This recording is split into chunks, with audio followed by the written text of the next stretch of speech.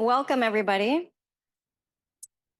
My name is Catherine Schmidt, and it's my job tonight to welcome you to Schoodic Institute. We are a nonprofit organization and Acadia National Park's primary partner in science and education. Thank you to Bar Harbor Bank and Trust for sponsoring this event. Thanks to all of you for joining us. We are located in the homeland of the Wabanaki, the people of the dawn. And I would like to especially welcome any tribal members who may be in the audience with us this evening. And it is a beautiful evening. I think the weather was even better than forecasted. The light this time of year is so abundant, and the dawn comes earlier and dusk comes later, and leaves have not yet emerged on many of the trees. It's really my pleasure tonight to introduce Dr. Libby Bischof, Executive Director of the Osher Map Library and Smith Center for Cartographic Education, and Professor of History and University Historian at the University of Southern Maine. Libby serves on the board of the New England Historical Association and as president of the New England Regional Fellowship Consortium, among many other obligations and responsibilities. Now, I met Libby a year ago during a University of Maine archaeology class taught by Dr. Bonnie Newsome. Students spent their final week here at Schoodic Institute, and they met with Wabanaki language speakers and knowledge keepers and elders. And Libby brought in the maps that you all saw out in the lobby. And like the spring light, she really helped us to see the landscape in a new way. And I think that that's really what we need to meet the current moment. We have to challenge ourselves to see the world in a new light, to question our own assumptions, and to really change our relationships with land and with each other. And we might as well start with maps. So thank you, Libby.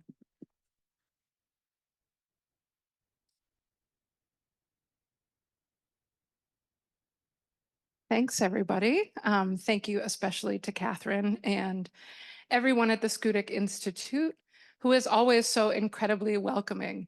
When we went to the dining hall, Catherine and I even had a little sign that just said, "Welcome, Libby and Catherine," which was really amazing. I do not get that treatment at work, I can assure you. So I feel always like a very special guest in this place. I am an historian. I always tell people by both trade and temperament. And I was thinking today on my rather lengthy drive up, I was trying to think of how long I've been an historian. So I'll be 47 in July. And I think I've been an historian since I was in 3rd grade. And I did a project on the history of Alaska. And my friend and I gave ourselves nicknames. I think I was Kodiak Lib. And I think researching that particular place from my 3rd grade classroom, I had 2 3rd grade classrooms. I moved like 16 times as a kid. So let's say this one was in Hopkinton, Massachusetts. And there was something about researching place, even as like an 8 or 9-year-old, that I just kept wanting to do. I did my first town history project when I was in 4th grade. My mom let me interview like this 87-year-old hermit that lived in a bus in the woods. And I'm pretty sure she didn't even come in, but it was the 80s. I am the oldest of 6 kids, so maybe it was like, well, one less. But I did I think that was my first oral history, right? Like as a 4th grader, as a 9-year-old. So I knew going into college that I was going to major in history. I knew that I wanted to spend my life thinking about people and place and time. And I would say before we get started tonight about time, I don't know if this is true of you, all you fine folks in the room and all you fine folks on Zoom. But the pandemic really changed my relationship with time, which I used to think of as linear. And I no longer do. I think of it really as circular and cyclical. I have a friend who's a Wabanaki poet, and she was like, "Congratulations, that's how it actually is."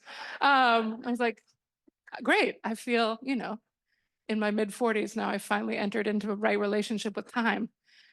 But it really did. I mean, it broke time for me. And I think that distinct break from time has really opened up some new pathways to thinking about place in time and in times, that has been really generative and has been really fun to talk to people about. So as a public historian, this is my favorite thing to do. I love talking to people about history and about the past and sparking conversations about that. I like to write. I love to teach. I'm an administrator these days, so I do less of both of those than I would like. But I still get to come and give public talks. So I have only really one starting point tonight. And that starting point, the baseline from which we will move forward together, is that the Schoodic region is a Passamaquoddy place since time immemorial. That's not an afterthought. That's the first thought, right? So as we sit with the Schoodic region is a Passamaquoddy place. This is a Zabiak Environmental Department map of Passamaquoddy homelands. And as you take a look, they're in light orange, right? They stretch between the political boundaries of two countries. There are no boundaries on this map, except in the bottom right corner as the key, right? Oh yeah, Maine and New Brunswick. Okay, I see. But there are no boundaries on that map. And that is extremely intentional, right? So that's one way of thinking first about entering into the Schoodic region as a Passamaquoddy place. Take away boundaries first,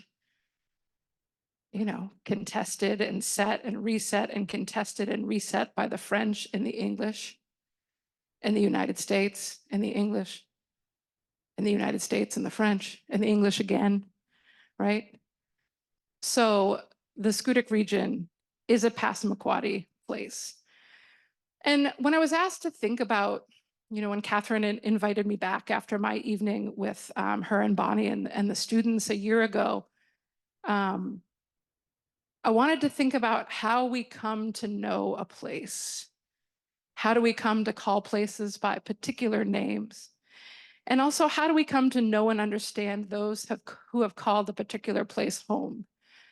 There's a lot of contested narrative, heated discussions, back and forth online trolling, etc., on what places are called, on what names should be changed and what wouldn't, what a school should be called, and then one governor writes it out, and then another one writes it back into the old name. And I think people get stuck on the names that they have always known. But places have been called so many different things. And so for the benefit of those playing along at home, one of the things that I did out in the lobby tonight is we had all of these maps for people to mill around. And then there were all these questions on the wall. And these are questions that I generated for me as I think about how we come to know a place. And I think one of the invitations this evening, as you leave this beautiful place and return to your own beautiful place, or those of you sitting at home in your own places, is to start to have this is an invitation to have conversations about place and time in your own circles and networks. And I would particularly encourage you to have these conversations about place and time with people from multiple generations, children, young and old, teenagers. They will talk about place occasionally. I have one, he'll engage. Elders. But I would also encourage people to talk about place with open-ended questions with people that you might be on political outs with. When you can't talk politics anymore, maybe talk place and see if you can get to somewhere in the middle. So I started small. What is your favorite tree? What is your favorite bird? What is an historical event that happened 5 or 10 minutes from where you live? How do we read a landscape? How do we come to know the history of a place? Who is the kin keeper in your family? What do they keep? When is the last time you stopped and read an historical marker, plaque, or wayside sign? Literally, my last time was 4 minutes ago in the lobby, and I asked about the women who weren't on it. What did it say? Right? Like, I'm always reading them. That's part of reading the commemorative landscape, the memory scape. How many different names has your city or town had? I work in Portland. I live in Gorham. Portland, just off being able to kind of flippantly tell you its indigenous name is Machigan, but it was Casco, it was Stowe-Gummer, it was Falmouth, it was Portland. It hasn't always been Portland. It might not always be Portland. And that is a discomforting thing, I think, sometimes for people to sit with, right? It was something else. People of the past changed things. We might as well. How many histories can a place hold? How many sides does a story have? If you went out to Schoodic Point, if you were lucky enough to get here early and take a walk, if you're lucky enough to live here all summer on a fellowship, what might the rocks tell you about what they have witnessed? Whose homelands do you live upon? How do you steward the land? How does the past inform your present? And one for me that really came up in a discussion I like to have with students, but maybe something for you to think about is, does the past ever make you uncomfortable? In any definition of that word, both past and uncomfortable, actually. Why? And then where and how do you most frequently encounter the past? And even as someone who teaches history, right, who teaches the past, who teaches change over time, which is what history is at its fundamental core, I think I most often encounter the past in the landscape, particularly in Maine, particularly in northern New England. I went to Madison, New Hampshire 2 weekends ago to see the largest boulder erratic in the United States. It's like 1,000,000+ years old. It was a true encounter with deep time, right? With almost mythic time. I mean, I just stood there for a really long time, trying to imagine the journey this boulder took to end up in the woods in the middle of New Hampshire, and how much it had seen, and how many people had seen it, not over hundreds of years, not over thousands of years, but over hundreds of thousands of years. I was in New Orleans doing research in March, and I went to visit a live oak tree that was 1,000 years old. And it's sitting in someone's front yard. It was wild, with a big fence around it. And I'm thinking, I don't think this tree likes this very much. It's not in an environment that it once had. But it had been there so long that everything else had built up around it. And so how and where do you encounter the past, and what do you do with those encounters? And then more to the point for tonight is what can a map tell you, and what can't a map tell you? What does a map intentionally obscure? What does a map leave off? What's just beyond the border? What's just beyond the neat line? The neat line is that clever little framing device around the side with little hash marks. There's your map term for tonight. I might not use another one, so neat line. What's beyond that? So I'm always looking, I'm always asking as a public historian, how we can get to a more truthful and expansive understanding of the past. There are many, many, many truths. When I was an undergrad, I don't really know how I ended up like specializing in graduate school as a 19th century American cultural and visual historian, because all of my undergrad was on German political history. and then the war in Vietnam. I had very eclectic interests. But one of the books that we had read was a biography of one of the Bundy brothers who was important in the government during the Vietnam War. It was a book by Kai Bird called Gray is the Color of Truth. And the title of that book has stayed with me for decades, because that's always the color I feel most comfortable in. This room is great. I feel very comfortable in this very gray room because I'm kind of a centrist. I think I've just admitted that to a lot of people. I am looking for common ground. I want it. I'm looking for a middle, right? I love the margins, but I'm looking for a middle, right? I'm looking for a common place, for a meeting place where people can come in from the margins and go back there if they want, but can have conversations in between. And so that to me is gray. There's no single causality in history. And I think I'm most grateful for in 2024 for my historical training, because I can hold multiple disparate truths at the same time. And it doesn't cause me discomfort. I get angry or frustrated and have personal opinions and emotions and all of those things. But I can hold dissonance, which is very helpful in 2024, I can assure you. And study history, it will help you do that if you want to. But I want a more truthful and expansive version of the past, because I want to honor the complexity of people's daily lives. What history narratives often do is oversimplify. This happened, then this happened, then this thing happened. Almost so it's like a foregone conclusion. Like the English were always going to come here. And they were always going to be victorious over the French and the Wabanaki. And they were always going to rebel against the king, right? The way history is written is often like a foregone conclusion. But you know how complex your day is. I had an extremely complex day at work to manage a lot of different things. I had to get a kid to jazz band at 6:45 a.m. I had to make sure I had clothes for tomorrow and tonight.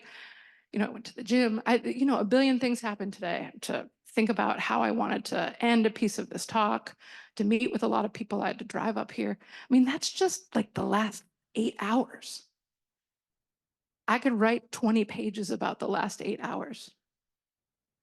So when you read 20 pages about 25 million years, you know that things get really condensed and really oversimplified, right? So it's, you want to honor the complexities of people's everyday lives.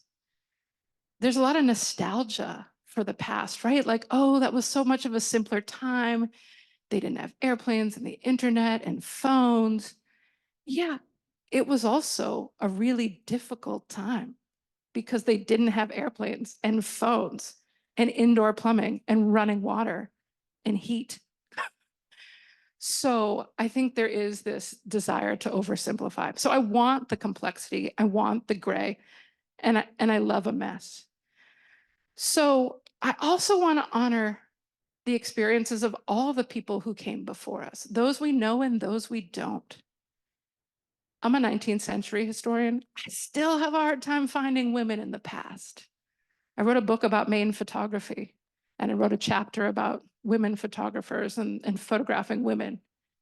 And the most difficult images to find for that chapter and my chapter about labor were images of women working in domestic settings. It's the mundane, it's the everyday. It happens so often that no one bothered to take a picture of it. But how could you write a history of labor without a history of the domestic work? Right? So what are we forgetting? What's being left out? Whose story is not being told? So I want to start with a poem. It's called Poem 10 by Rita Joe, who was a Mi'kmaq poet. And I'm going to read it in English, but on the screen you see it in Mi'kmaq. One of the things that I want to point out today as we're looking at maps and we're thinking about place and we're thinking about time is the role that language plays in that. English and French have only been spoken in the place we now call Maine for 400 years. Passamaquoddy, Penobscot, Mi'kmaq, Wolastoqey, Abenaki, thousands upon thousands of years. They have been spoken for thousands upon thousands of years in this place. So the words in those languages for this place are so specific, right? In ways that English and French just aren't, right? There's so much more nuance to the specifics of place. And so that's why I wanted you to see the poem in Mi'kmaq as I read it in English. No monuments, no literature, no scrolls or canvas-drawn pictures relate the wonders of our yesterday. How frustrated the searchings of the educators. Let them find land names, titles of seas, rivers. Wipe them not from memory. These are our monuments. Breathtaking views, waterfalls on a mountain, fast-flowing rivers. These are our sketches, committed to our memory. Scholars, you will find our art in names and scenery betrothed to the Indians since time began. And I really love the way that Rita Joe's poem, she writes a lot about language. She wrote a lot about language reclamation. She wrote a lot about the taking and the stealing of language in boarding schools.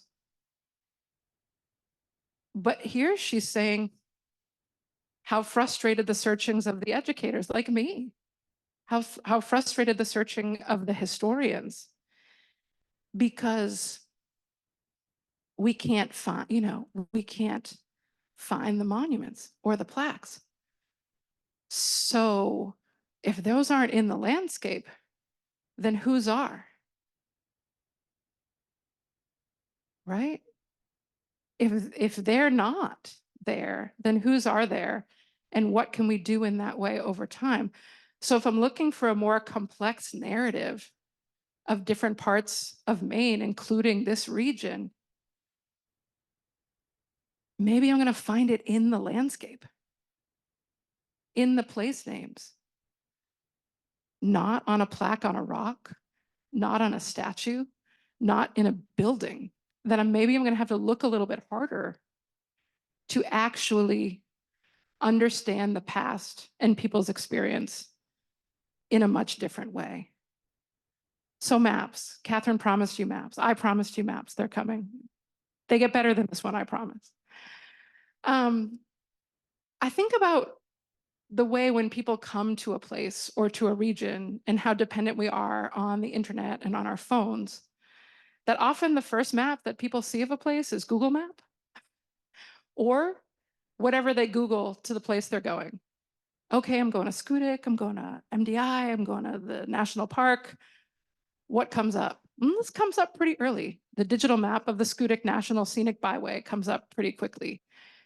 And it is a helpful acknowledgement to the region in the sense of here's the Schoodic region. Here are some of the towns you might go through. You might see Sullivan. You might go into Goldsboro. You might be in Winter Harbor, Prospect Harbor. You might come down into the peninsula. You might see that that's part of Acadian National Park. It shows you how to get in and out.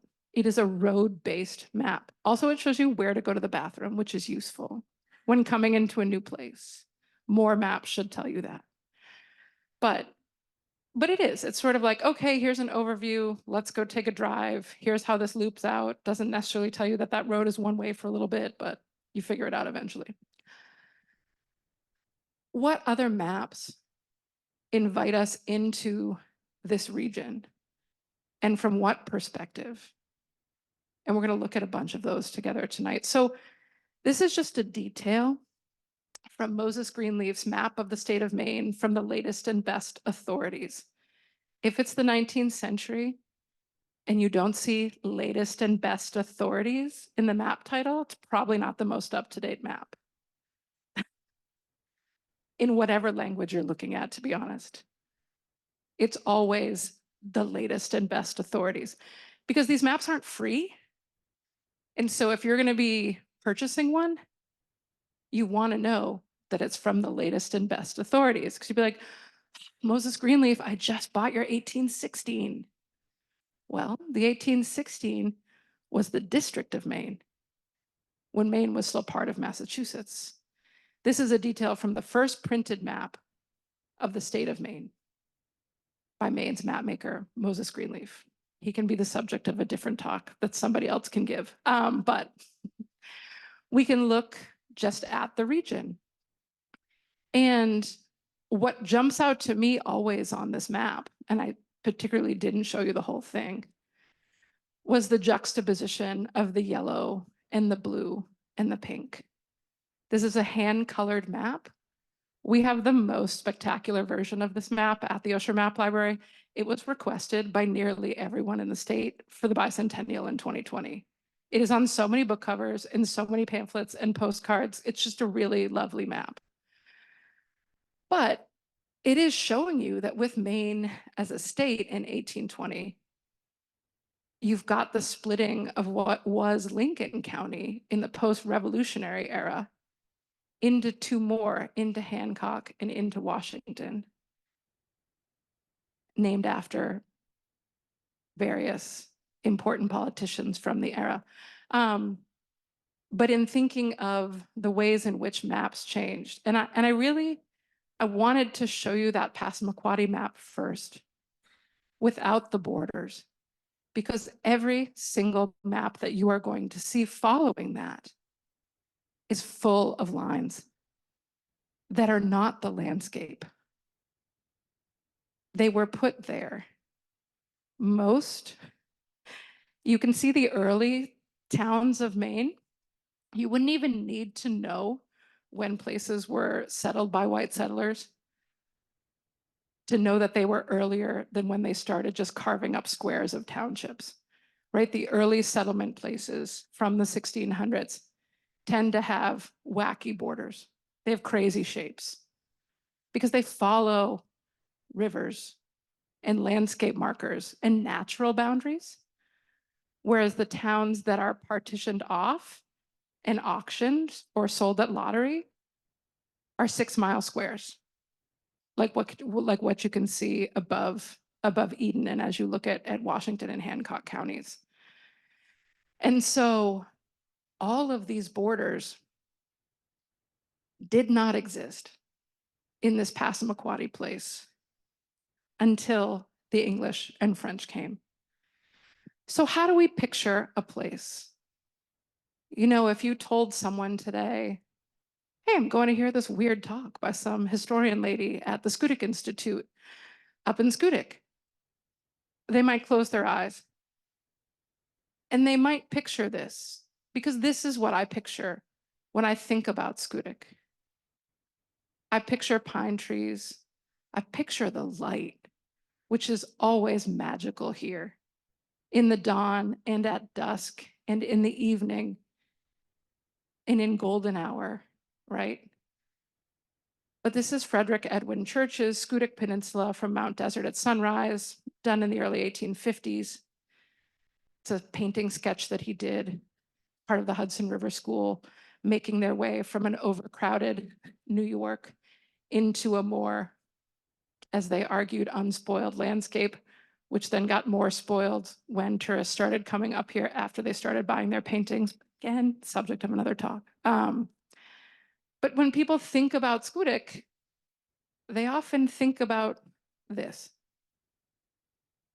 Or they might think about a postcard of a lighthouse because it's Maine.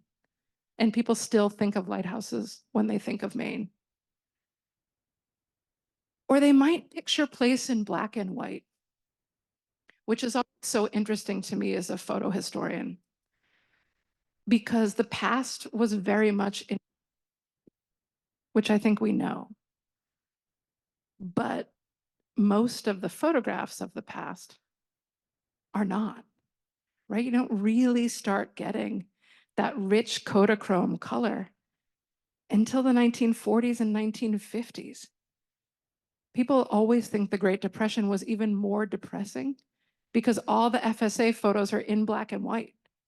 They're stark. They actually took photos in color too. You can see those on the Library of Congress website. I invite you to look at them. It'll shift your whole perspective of that time period. But when you think of these sort of sepia-toned, beautiful images of Maine on postcards, people start to think, sure, this is really Harbor Point. I mean, this is really about a working waterfront. But this also begins to be about what people from cities in the late 19th and early 20th century value most about the atemporality of Maine. The fact that they leave modernity in their overcrowded city filled with pollution, and they come here. But they read these false narratives onto Maine, on this region too, because Maine is a working place. You cannot. The history of Maine is inseparable with the history of hard work. You cannot understand this state without that. But these pictures, they're not peopled, right? They're like lovely empty boats. Someone's got to set all those traps, but they're not in the picture. Or you might think of the bay and the lone pine tree, right? This is what people picture when they think about this place. These are all vintage real photo postcards, many from the 1930s and 1940s. Or picturesque villages. And you can see Schoodic Mountain in the distance from Winter Harbor. What I love about photographs, what I love about postcards, and what I invite you to look at when you walk into a flea market or a junk store or an antique store, or you're perusing eBay, or you even have postcards somewhere tucked away up in your attic. They allow us to see things that can no longer be seen. And that's really important about images from the past. They allow us to see and experience and understand change over time, but they also allow us to see and experience continuity of place with geology, with these lone pine trees. I was listening the other day to the premiere of the Portland Public Schools Wabanaki curriculum. They launched it after so many years of hard work with tribal partners from all over the state. And we were watching the video at the Portland Museum of Art on Friday night. And I was listening to my friend James Francis, who's the Penobscot tribal historian.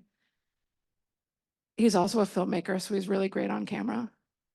And he was sitting on the river, the Penobscot River, the homeland of his people since time immemorial. And he was talking about a crow that he was hearing in the distance that was, I think, annoying people who were making the film. So he was making a joke about it. But he was saying, and this crow is the ancestor of the crows, is the descendant of the crows that my ancestors listened to. This river is the same river where my ancestors were sitting.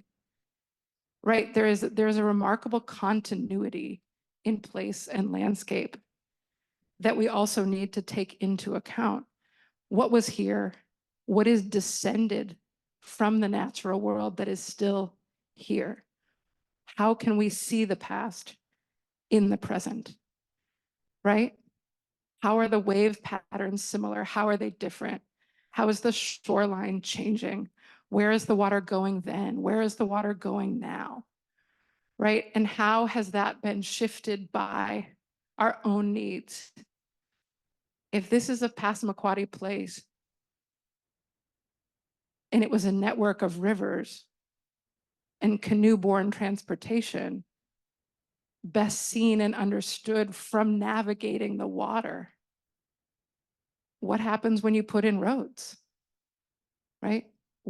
How does that change the place? How does that change the infrastructure? What happens when you farm differently? What happens when you put up fences? What happens when you try to clear the land and it's nothing but rocks? I passed at least 6 fields of rocks on my way up here today. Right? That was the great challenge of Goldsboro at the time of white settlement. In the Bingham Purchase, they thought all of this land will be farmable, but it wasn't. A great deal of it was not.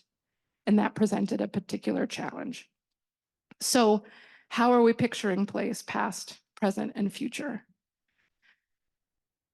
With language recovery and reclamation, particularly among the Passamaquoddy and the Wolastoqey, you can go to the language portal online. It's this incredible resource for Native speakers, past, present, and future, which features Native speakers pronouncing each and every word. This is an incredible labor of decades of reclamation.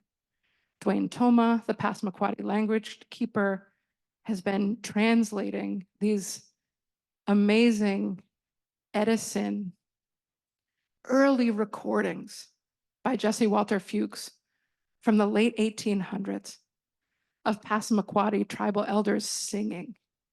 Like he can hear his ancestors and they're still singing the same songs. And it's his life's work to translate this and to bring them forward. So when I think about Schoodic as a region, and I was thinking about words that I associate with coming up to Schoodic, I was thinking about place in general and time and people who live by the ocean and rocks and birds and fish and a bumpy and rocky place and pine trees. And so I looked up the words.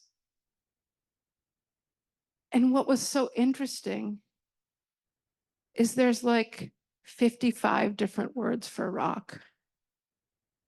But of course there are, because there are a lot of different kinds of rocks and what you do on the rocks and how you relate to the rocks and to the trees. And it's not just a person or the ocean, but it's a person who lives by the ocean. And it's not just place, it's its place, the place where it belongs, the place where it sits. But for me, it's time. And when I was here a year ago with the Passamaquoddy elders and sitting at breakfast, trying to find a name for what an historian it is, and Madonna Soktoma was like, yeah, but you're not that kind of historian, so we have to make you a new word, right? Who tells stories in this way, but not that way. But the most, I think, illuminating thing for me was a discussion of time. Time is biche, long ago. But if you're talking about a really long time ago, it's biche. The longer you hold it, the longer the time. Think of all that language can do and all that it can tell us. Every place had a name. Every place has a name. Every place had a Passamaquoddy name. They still exist. But maybe they're not on the map, right? Maybe it's not the roadside sign. Maybe it's not on the Google map. Maybe it's not on the historic one, but maybe it is. And what's so interesting about when you're looking at the Penobscot tribe has made this incredible map of the region that's taken decades of work with cartographers and artists and historians and language keepers, is that when the English came and they renamed places, you know, I live in Gorham. It was named after a guy named Gorham, right? New Gloucester is New Gloucester, like new from the one in Massachusetts and then from the one in England, Charlestown, Virginia, right? They're often named after people, Hancock County, Washington County, Cumberland County. These are named after people. But when you look at Passamaquoddy words for places and Penobscot words for places, they're not people. They're about the relationship between the people in that place.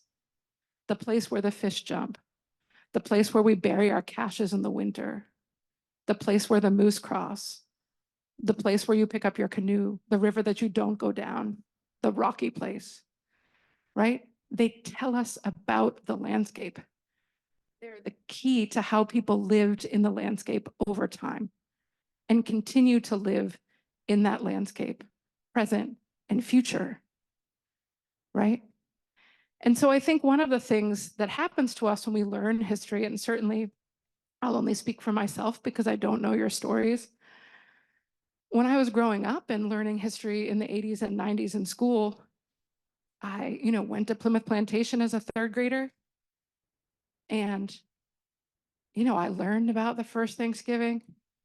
And I was always taught that in New England, the history of Indigenous peoples was a past history. Right? No, so wrong. So why did that perpetuate for so long? Well, it took me a long time as an historian and certainly someone who teaches the history of Maine to understand that histories create histories, create histories, create histories.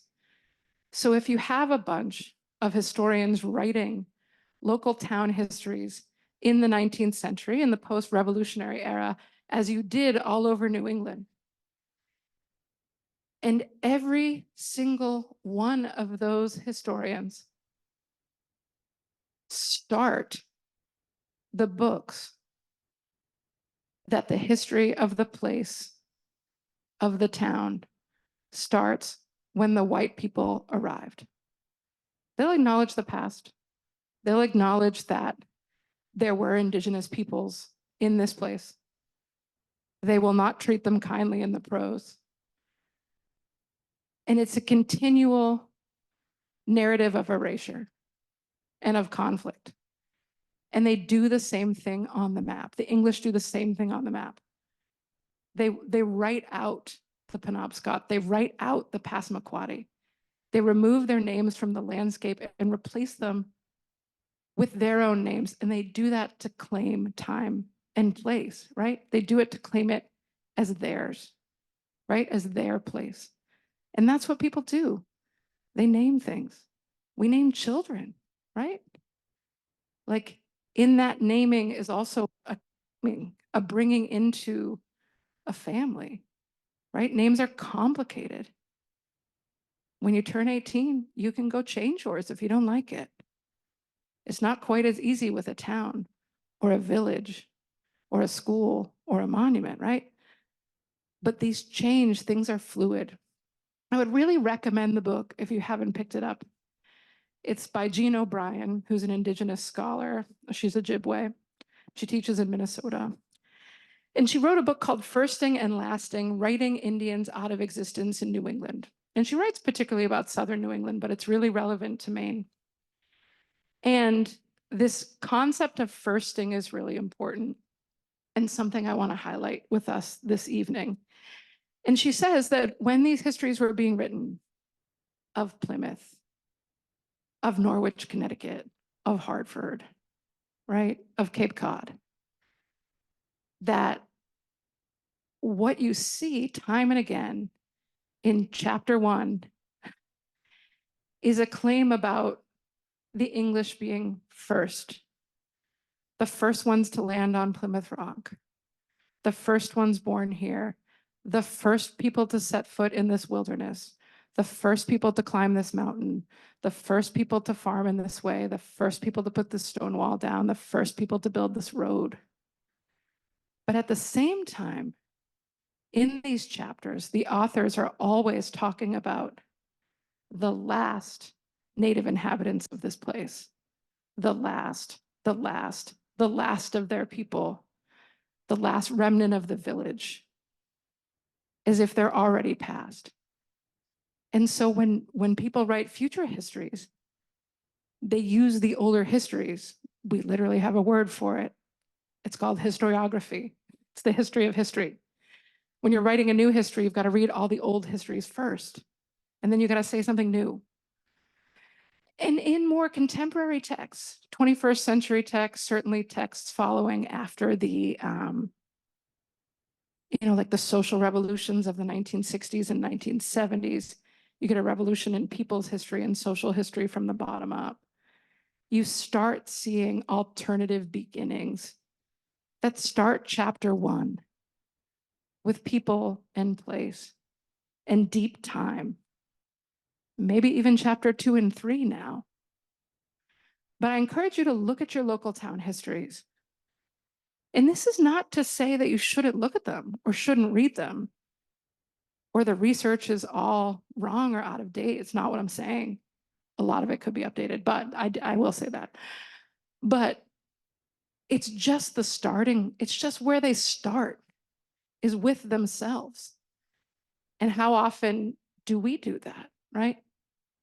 Who else should we be starting with? Who else should we be inviting into this space? So Jean O'Brien writes, in spite of New English claims about being first, Indigenous peoples in New England lived rich and complex lives long before the English and other Europeans arrived. By the time the Europeans stumbled onto the eastern seaboard of North America, the Norse around the year 1000, and then other Europeans in the late 15th century, New England Indians had been forging their own histories and destinies for tens of thousands of years. Tens of thousands of years. And then she goes on to name the Pequot, the Mohegan, the Nipmuc, the Pocatumpuk, the Massachusetts, the Narragansett, who shared closely related Algonquian languages and woodlands cultures and village-based geographies, were defined by alliances cemented through strategic intermarriage and occasional enmity. They had socio-political systems that were village-based. They had diplomatic relationships with one another. Sachems led by persuasion and displays of generosity. Female agriculture, trade, hunting, seasonal moving. Indians possess deeply rooted histories transmitted principally in the oral tradition that tied them to their homelands, elaborate cultures that made them distinctive, and a rich spiritual and ceremonial calendar that defined their place in the creative world. But even when little pieces of this come in to these early histories and contemporary histories and local narratives, the larger argument is always displacing, as she says, displacing Indians in favor of a landscape that is exclusively claimed by non-Indians. At work in these constructions is the collapsing and selective telling of thousands of years of human history in what came to be called New England. They had to include Indigenous presence in their story of modernity, but they claimed the modernity on behalf of the English and wrote out the Indigenous peoples of those places. It's a fascinating book, and the more you read, the more you'll see that what she's saying is true. And this notion of firsting, once you're aware of it, as you now will be, you will see it all the time. She says the firsting script mutates constantly. As particular localities, they all choose different firsts. The most common are first settlers, births of the first white children, especially males, first marriages, first town meetings, first meeting houses and ministers, first divisions of land, first newspapers, first schools, first bridges, first mills, and all the built environment that symbolized modernity. And it's one thing to read her scholarly argument about that, but it's another thing to return to a really prominent main text from the 1880s that's still used today, that I still use all the time because it's still useful, which is George Varney's Gazetteer of the State of Maine, which was published in 1881. A gazetteer is just like a written description of places. It's a really useful book. It tells you what the population was in 1880, what the primary industries were, who lived there, how the town was first settled. But when you read Varney from the perspective of what O'Brien is doing with firsting and lasting, it's really amazing. And so in this region and in this place, I just want to read you Varney's piece about Gouldsboro. Gouldsboro occupies the southeastern extremity of Hancock County, Lying between Frenchman and Gouldsborough's bays, the town also embraces Stave, Ironbound, Porcupine, Horns, Turtle, and Schoodic Islands. It's 21 miles east of Ellsworth and is on the shore stage line. The area is about 30,000 acres. Forbes's and Jones Pond are the chief bodies of water. The principal eminence is Mount Cromer, 600 feet in height. The surface of the town is much broken, abounding in rocky bluffs consisting of granite penetrated by veins of galena, zinc, and copper. There is also greenstone and syenite. At Grindstone Point is an immense deposit of metamorphic or siliceous slate, which might prove excellent material for grindstones. There's a lot about the soil: clay, loam, gravelly loam, but 1/3 of the soil is unsuitable for cultivation. The principal crops are wheat and potatoes. The manufactories consist of a flour mill, 2 grist mills, a shingle, a spool lumber mill, a sawmill, and a lobster canning establishment. There are also 6 incorporated mining companies and 2 unincorporated but in operation. They're mining mostly galena with sulfurates of copper and iron. The centers of business are Gouldsboro Village, West and South Gouldsboro, Winter, and Prospect Harbors. That's what all the gazetteer entries are. It's like, where is it located? How far from what other place? What's the soil like? What's the geology? What's the geography? But then, and this is the paragraph I want you to hear, there were squatters in the town as early as 1700. On Ash's Point are the relics of an old French fortification. The so-called Indian dikes are also objects of curiosity. The first settlers were from Saco and vicinity. Their names were Libby, Furpald, Ash, and Willie. The first male child was Robert Ash, and the first female, Mary Libby. An old inhabitant says, Nathan Jones and Thomas Hill settled here in 1764. Major General David Cobb, one of General Washington's aides and later judge of the Court of Common Pleas of Hancock County, resided here for many years. But you see it. There's the firsting.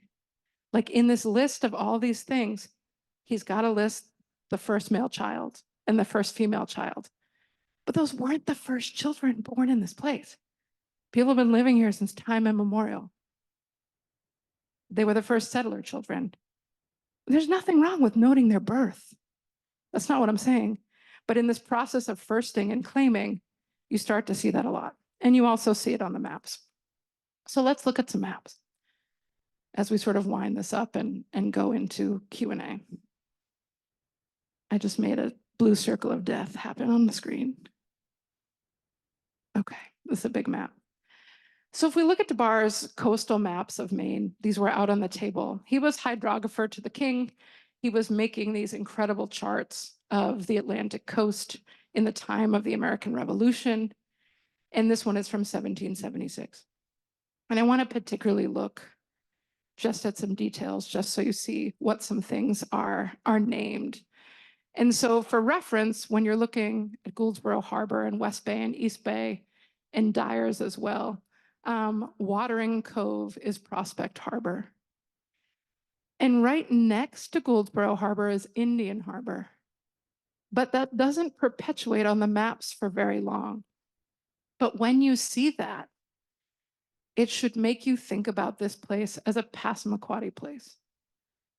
To look at the points, to look at the islands, to look at where people were and might have been. This is his coast of Maine from Frenchman's Bay to Mosquito Island, including Mount Desert. I know how to spell. You will see a lot of very different spellings on these maps.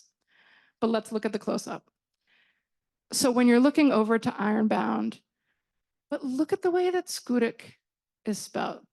Look at Muscus, right? You're seeing indigenous names, Passamaquoddy names, perpetuate on these maps. And over time, for the most part, you will see almost all of them renamed. Not all of them, but many. But even on these maps from the 18th century and certainly 16th and 17th century maps, you see them. On French maps, you see even more. They didn't have the same propensity of changing names. I always have to tell my students that I'm not absolving the French. They had a different colonial project, which a lot of it was based on conversion, religious conversion, and trade. But they weren't settler colonists at the beginning like the British were. The British are settling, right? And with that settling comes renaming. And you can see it on the map. So here's another close-up. And on this, you can start to see the various little places. And one of the things I wanted to highlight, which is up at the top, all of the maps say Stave Island, but this map says Slave Island. So is it a typo? Or is it talking about Black African presence in this region? Right? We don't know. I can't ask DeBars, but these are questions you have to read when you look at these maps and look at the place names and how they change over time. And I'm circling other things, different names and different points. But one of the things that DeBars points out on the maps of this region, and you can barely read it, like there's Mosquito Harbor, but the other circled items on this next page are mills, sawmills, and grist mills. He's not, and all the little dots you see are houses that he can see from the water. This is a chart. It is meant for sailing. It's a map of the water. He doesn't really care about the land, except for landmarks and headlands, as you can see sailing into these different places. But the mills are prominent enough by the 1770s that he's pointing them out. And that's important. So when you look at early settler maps of this place, this isn't my cleverly torn one. It came to us this way. This plan represents 3/4. It's really a joke, right? It represents 3/4 of the town of Gouldsboro, but it represents like half of 3/4 because we're missing the other half. But it's a copy from 1798, laid down by a scale of 20 chains to an inch. I didn't want to look at this in particular detail, but I wanted to draw your attention to one thing, which now you won't unsee, and this is my point. When you look at English settlement in Maine, and this is post-revolution, so 1798, look at the lot lines. Do you see how they're all really long? It's not accidental. That's so every claim has a piece of the water and it has water access, right? So if you look at these long lot lines, there are some shorter ones. The ones without water are cheaper and smaller and not nearly as desirable. But they're carving up waterfront in such significant ways because in this region, you've got to have access to it if you're going to do something with the productivity of your land, if you're going to ship your goods, right? And also if you're going to draw water onto your farm. But what's interesting about looking at these is that this is not a unique, this isn't like the surveyors of Gouldsboro decided to do this. This is like every town in Maine that's settled in the 16 and 1700s. And even if you look at Google like Earth and you go into that real far view and you look over the landscape, you can still see the lines. You can still see them carved, like literally carved and farmed, even though those aren't the lot lines anymore. And so this pattern of settlement, returning to this point of this being a Passamaquoddy waterborne place, if you rely on portage and carry to go from one part of the water to another, when you take your canoe out, what happens when that 1 mile portage is now owned by 62 different people? And you have to cross all those private properties when once you just collectively crossed your land, right? These settlement patterns have consequences for the other people who live in this place, not who lived in this place, who live in this place, who continue to live in this place. And you will see it. It's the damming of the rivers. It's blocking the passages of fish. It's the milling. and the clear cutting of the forests, all of it comes into play here. There are consequences to this settlement on the environment and also on the people who inhabit these places. And you'll continue to see that on maps of Maine, especially those made by Osgood Carleton, who's making his plan of the District of Maine in 1795. And just to show you, this is very blurry because it's a hand-drawn map, but it's not blurry because the image is bad. It's blurry because this map has lived a life. It is like a 7-foot tall by 5-foot wide manuscript map. It's in our collections. It's amazing. But I wanted to point out the lottery land sold to William Bingham, Esquire, because that's so important to understanding this region.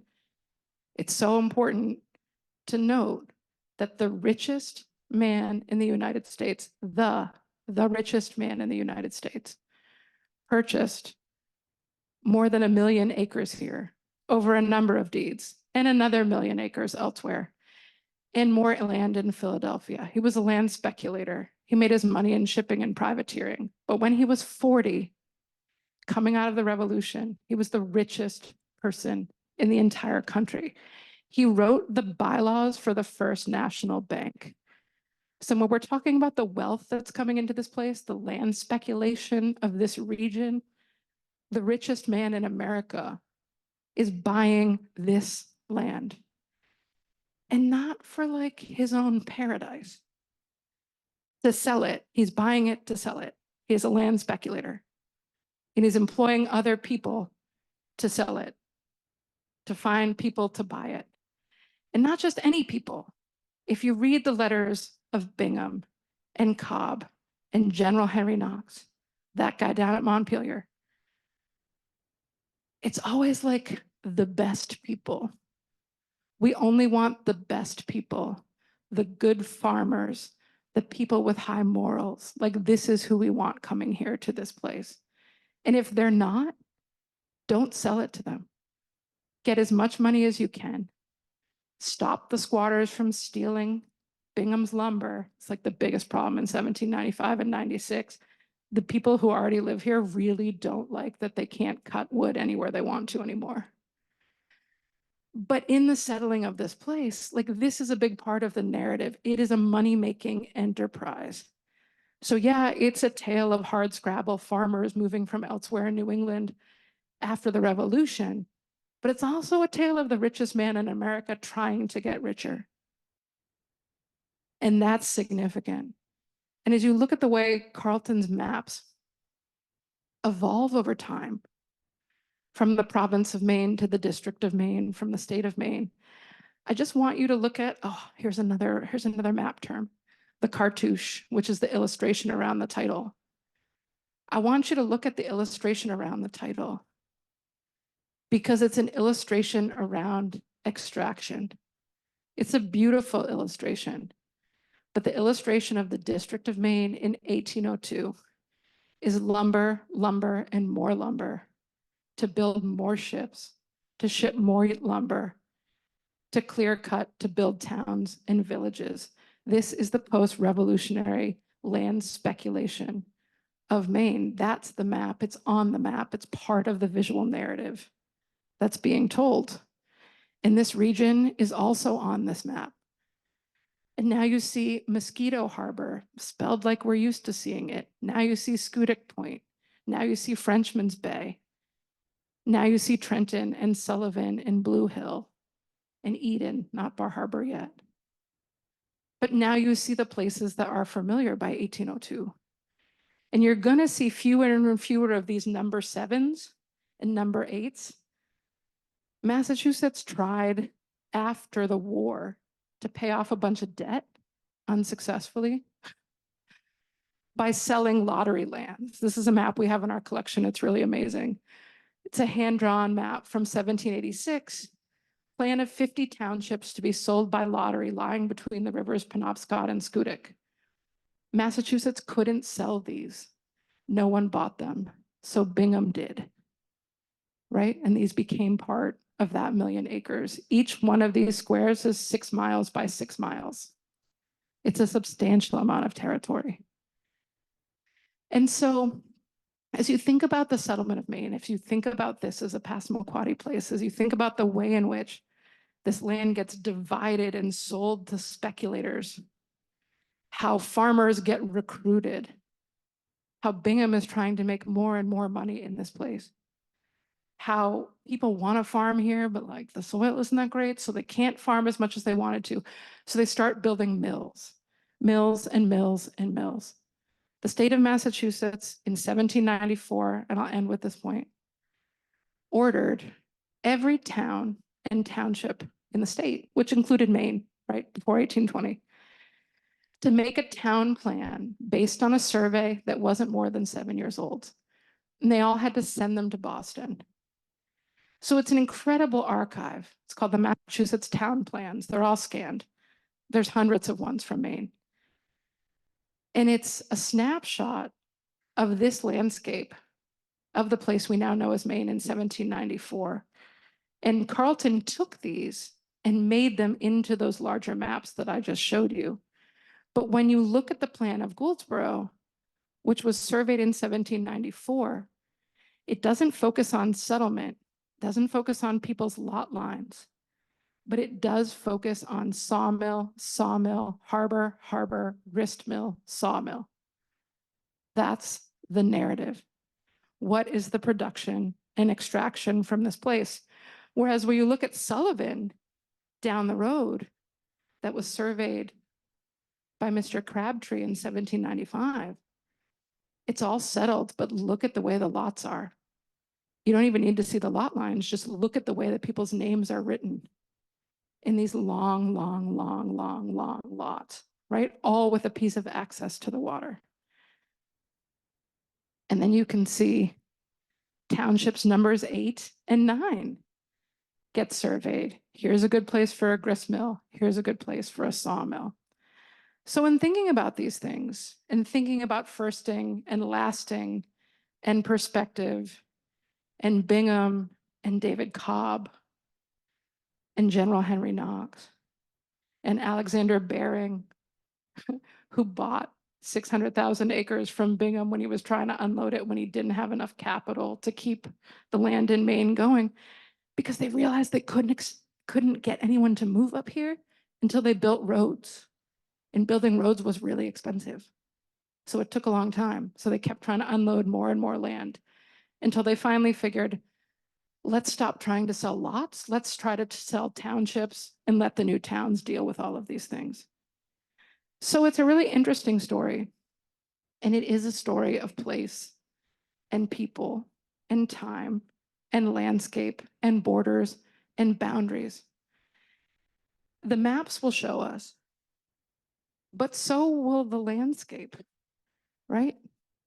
You can still see these things here.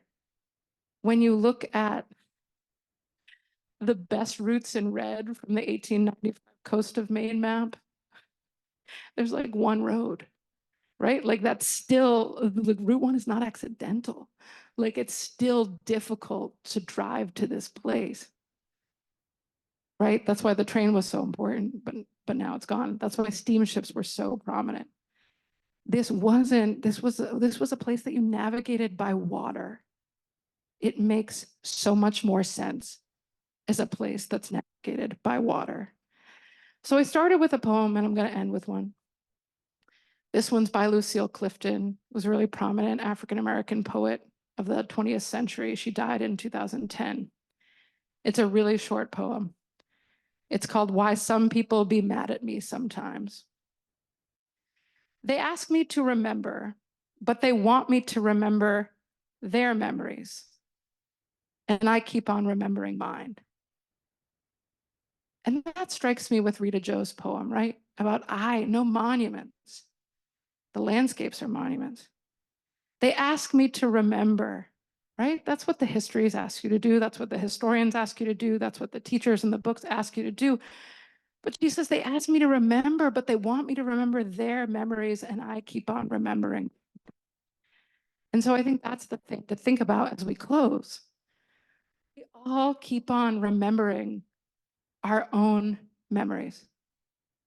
We have to also remember that everyone else keeps on remembering theirs. And in those conversations, those intersections of memory, we can get to a more fuller understanding of the places where we live. Thank you.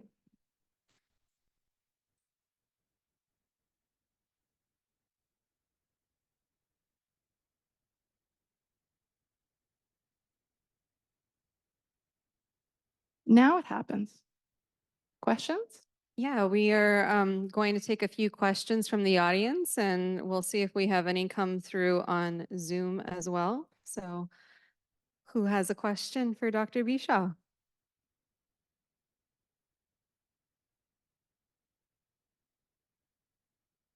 No questions? That's great. Best class I get this ever. rolling for you. Thank you, Dr. Bischof, for being here tonight. So we talked about place names. So you just tell us where Schoodic comes from. Is that an indigenous name? Schoodic, yeah. A Schoodic is Schoodic Point. And you can see like the SKU, and you often see the alliteration. So it's interesting to see, even on the drive up here, what perpetuates, like what rivers keep their names and what don't. The Penobscot River is the Penobscot River is the Penobscot River, right, of the Penobscot people.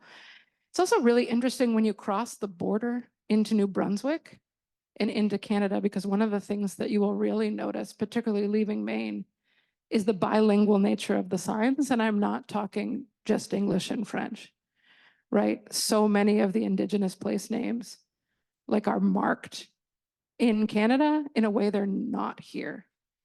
And that's part of, I think, the expansive nature of thinking about place and time, is like, what were all these names, right? And how do we still honor that this is what people call this place and this is what some other people call these places? Like, how can we actually reflect those in the landscape in a different way? We've got a couple questions on Zoom now.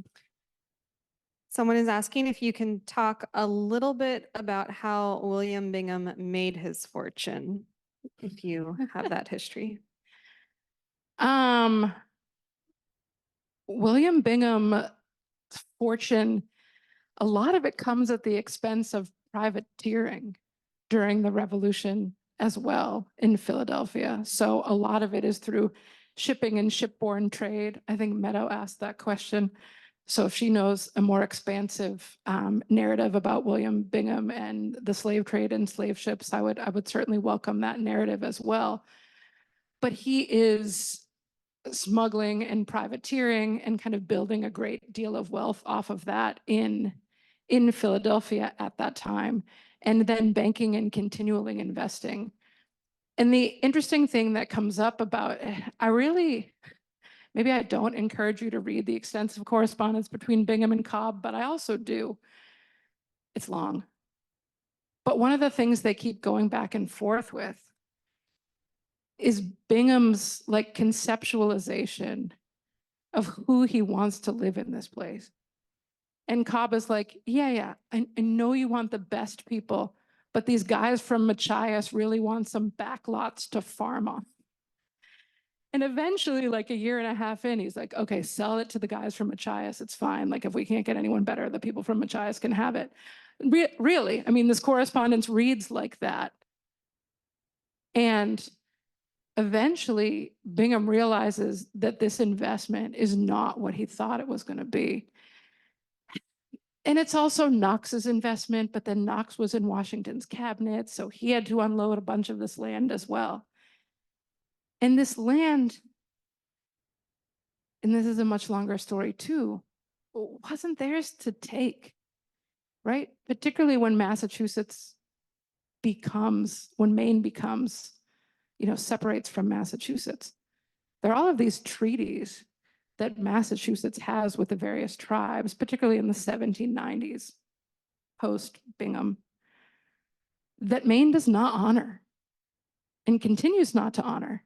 So when you look at these public lands and these townships, right, they're squares and grids and squares and grids,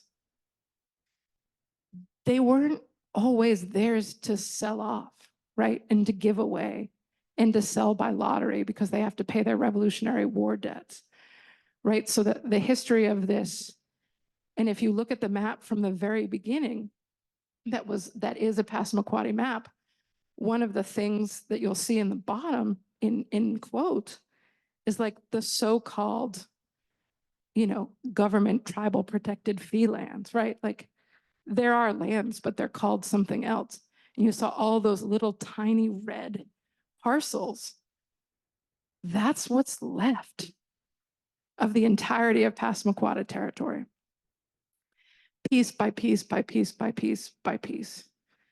So yeah, Bingham, like everyone else in that era, is making his fortune off the backs of unfree labor and speculating to make even more money off the people who couldn't afford to live in this place in the first place.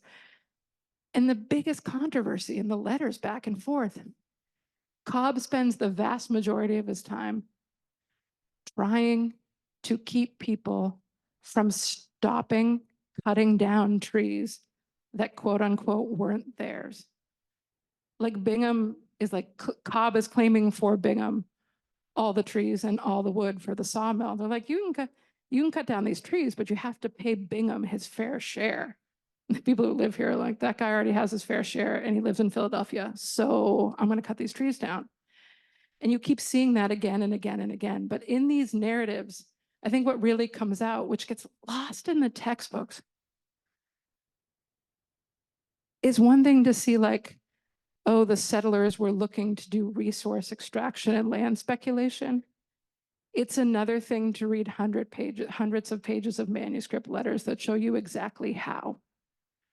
And I think more and more of those original sources need to be read in that way to get a fuller understanding of the story and how it impacted the other people who were living here at the time. Yeah, there's some questions over there. There's a microphone coming to you from all directions. Thank you very much. Excuse me. Thank you for your presentation. You've got me thinking about place names now, which is fun. I'm struck that Massachusetts had and retained an indigenous name. And now there's the word Maine, and I'm trying to understand where that came from. And when that split happened, was there any desire to have this place not named Maine? Maine, it's so funny. You can read a lot of contested place names as Maine as being French or Maine being by the Maine. I mean, there's like 63 different narratives of Maine as a place name.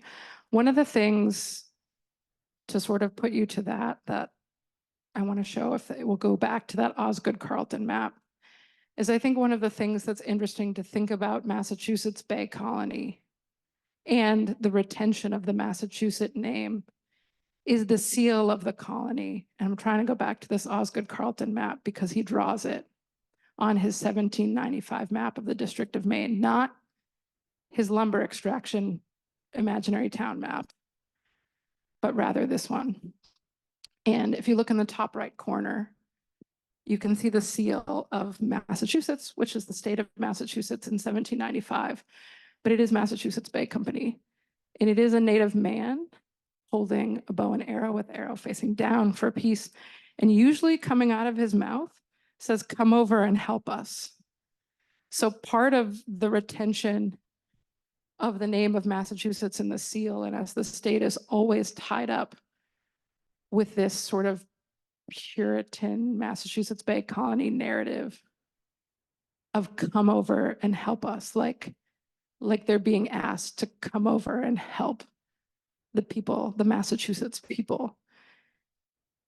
There's some work being done in Massachusetts now to make that not the seal anymore, and the flag, which you'll see.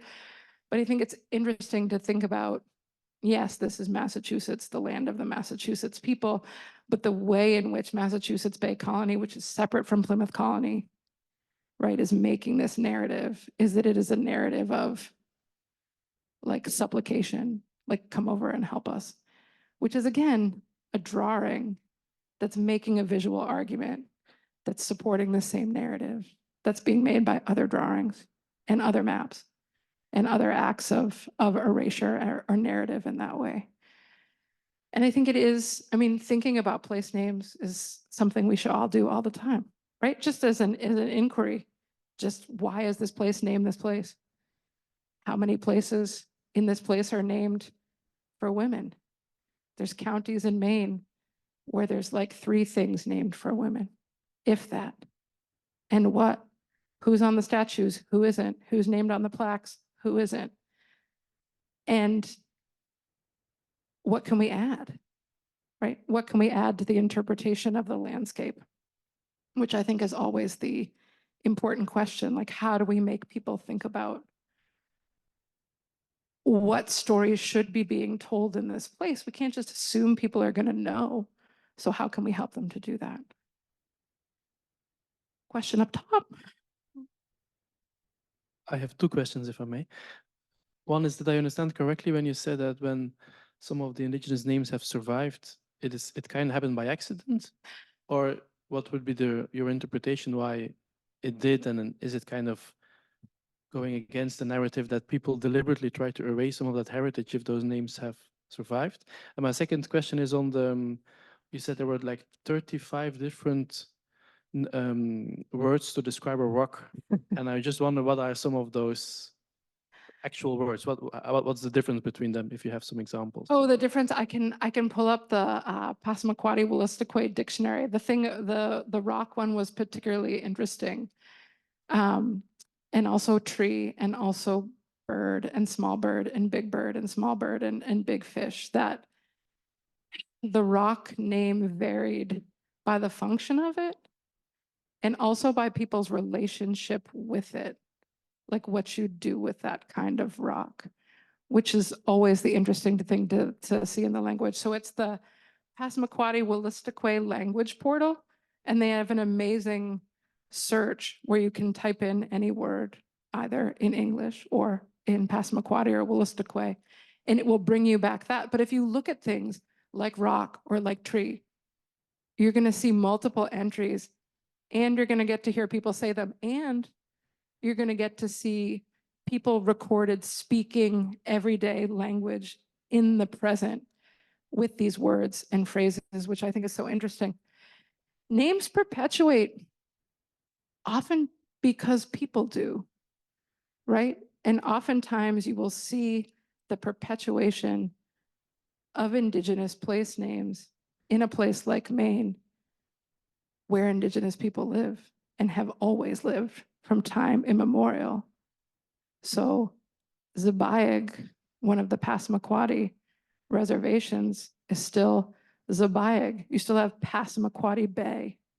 You still have the Penobscot River. Like, the closer you are to these places and to these contemporary people, the more likely you are to see the perpetuation of the language. That's not always true. And also, there's been a lot of, and if you go to the campus of the University of Maine at Orono, one of the major initiatives that they've done, because they are on Penobscot land, is the signs are bilingual now. So when you go to library, it's not just the library, it's the Penobscot word for library, but they didn't have a word for library. So they had to make one. And they came up with book house, which I love, like the Penobscot word for a house where books live. So I think a lot of what you see is what's persisted because people have, but also places where people have restored the first names and gotten rid of the other ones. And you see a lot of that work being done with place justice initiatives. You can see a lot of it being organizations like Atlantic Black Box. The microphone wants me to stop. Okay. It is time. That's funny though. We didn't plan that. Sure you didn't. This is a brand new system that we have, a new audiovisual system. So Dr. Bischof is our test pilot for this evening with our new system. And so these are new mics as well. Good. But we want to thank you for coming out tonight to Schoodic Institute for this presentation and to see Dr. Bischof present. She's the first in our summer series for the year. And so I just wanted to let you know that we have lectures happening from May through September, and we hope to see you back out at another event. The lectures that we have are always really fascinating, and I feel like we learn a lot. And so our next lecture is happening on Tuesday, June 11th, same time, 7 p.m. And it's Inspiring and Surprising, Schoodic Science for a Changing World. And that is going to be a special event with all of our staff scientists that we have here at Schoodic Institute. And they will be talking about the work that Schoodic Institute does on a daily basis in partnership with the National Park Service in Acadia. So we really hope that you can join us for that event. And I just, in closing, wanted to hope we can give Dr. Bischof a round of applause, and thanks. Thank you. And Thanks, if there everybody. wasn't something that was answered, we'd be willing to stick around for a couple more minutes. I am staying here tonight, so yeah, I can hang out. Okay. Thank you, everybody. Thank you.